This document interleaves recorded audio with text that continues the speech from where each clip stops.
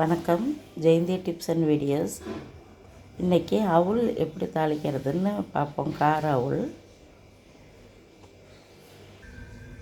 இப்போ அவுள் நல்லா கழுவி எடுத்தாச்சு. அது புளி நல்லா இவ்வளோ பெருசுக்கு போட்டு ஊற வச்சு கரைச்சி வச்சுருங்க. இந்த புளி தண்ணியை இப்போ நம்ம ஒரு அளவுக்கு ஊற்றி பிணைஞ்சி பார்க்கணும். இந்த அளவுக்கு ஊற்றிருந்தால் சரியாக இருக்கும். ஆனால் அவுள் அலசன உடனே தண்ணி இல்லாமல் பார்த்துக்கணும். இந்த அளவுக்கு ஊற்றிட்டு இதில்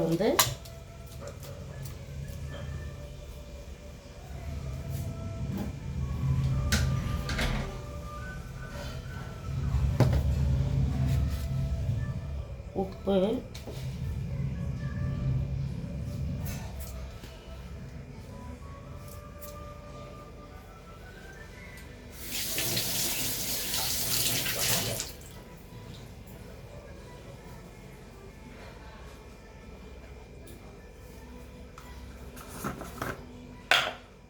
மஞ்சத்தூள், பெருங்காயம், வெல்லம் சிறிதளவு போடணும்.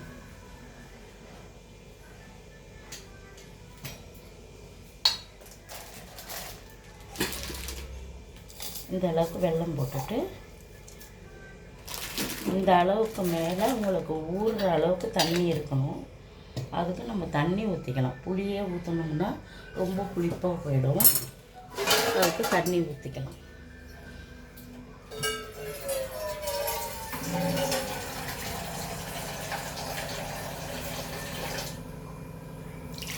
இது ஊறினதுக்கப்புறம் ஒரு 2 மணி நேரம் கழித்து எப்படி தாளிக்கிறதுன்றதை காட்டுறேன். இது ரொம்ப ஈஸியான டிஃபனு.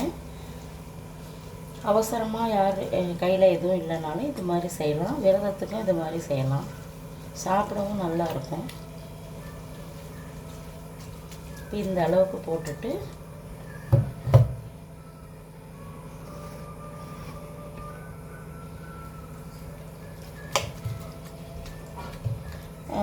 அவுள் கொஞ்சம் சன்னம் லேசாக இருக்குது. அதனால் தண்ணி கொஞ்சம் கம்மியாக இருக்கட்டும்.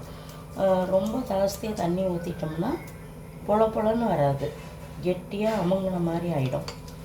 அதனால் இப்போ இதை உப்பு, வெல்லம் இதெல்லாம் பெருங்காயத்தூள் எல்லாம் கரையிறதுக்கு 2 தடவை கிளறி விடுவோம். இது தண்ணி உங்களுக்கு கை பக்குவத்துக்கே தெரியும்.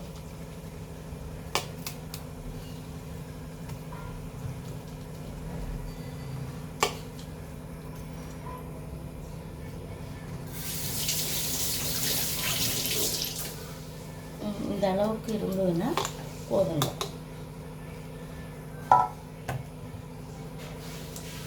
இது ஒரு 3 மணி நேரம் தான் ஊறணும். ஊறிச்சுன்னா நம்ம தாளிச்சுக்கலாம். தாளிக்கும் போது எப்படி தாளிக்கலாம்னு பார்க்கலாங்க. இப்போ இந்த அவுள் நல்லா ஊறி வந்துருச்சு. இதை நம்ம தாளிக்கலாம். இதுக்கு கடுகு, உளுந்தம்பருப்பு, பச்சை மிளகாய் நறுக்கி வச்சுக்கிட்டு கருவேப்பிலை நறுக்கி வச்சுக்கலாம். இப்போ போட்டு இதை தாளிக்கலாம்.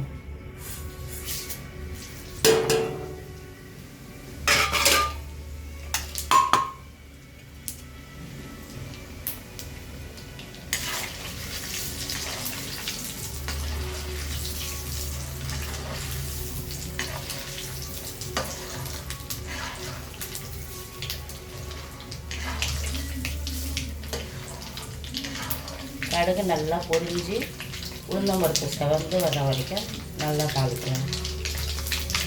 அப்புறம் இந்த பச்சை மிளகாய் போட்டு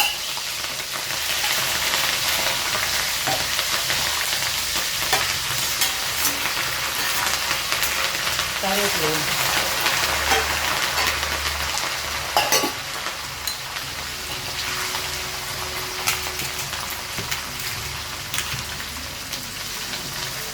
இதை எடுத்து இந்த அவுளில் நம்ம கொட்டிடலாம்.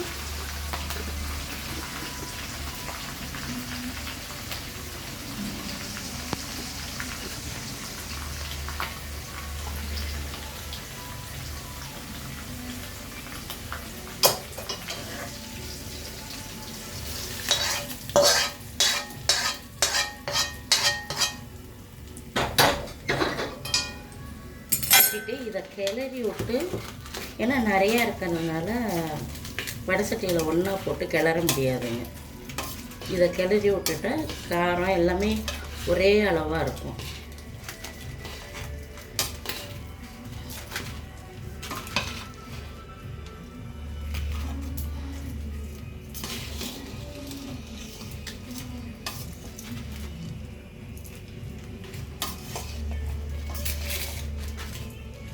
இதை நம்ம பாதியாக எடுத்து வடச்சட்டியில் போட்டு வேக வைக்கலாம்.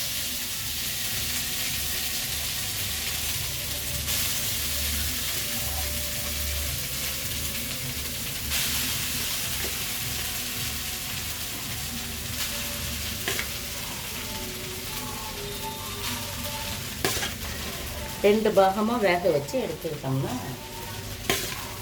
பெரிய சட்டியாக இருந்தால் ஒரே இதாக தாளிக்கலாம்.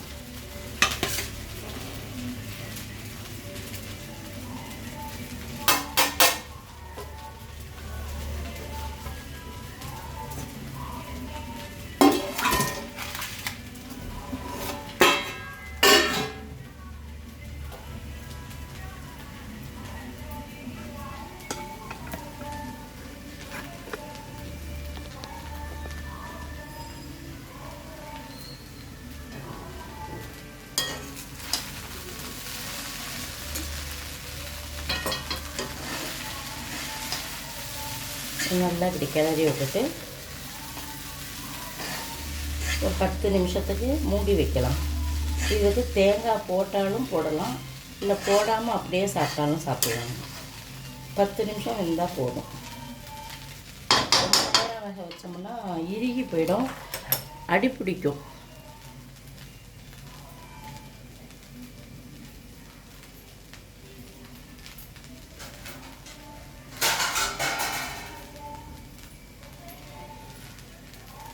பத்து நிமிஷம் வெந்தவுடனே பார்க்கலாம். இது நல்லா அடி செவந்து நல்லா வெந்திருக்கு. நம்ம இதுக்கு வேணும்னா தேங்காய் போடலாங்க, இல்லாட்டினா போட வேண்டாம், அப்படியே சாப்பிடலாம், நல்லா இருக்கும்.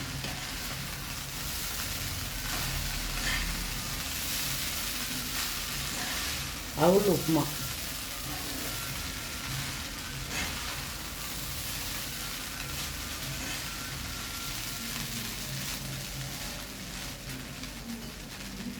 இதுக்கு தயிர் தொட்டுப்பாங்க, நல்லாயிருக்கும். நெய் ஊற்றிக்கணும், தயிர் தொட்டுக்கிட்டோம்னா நல்லாயிருக்கும்.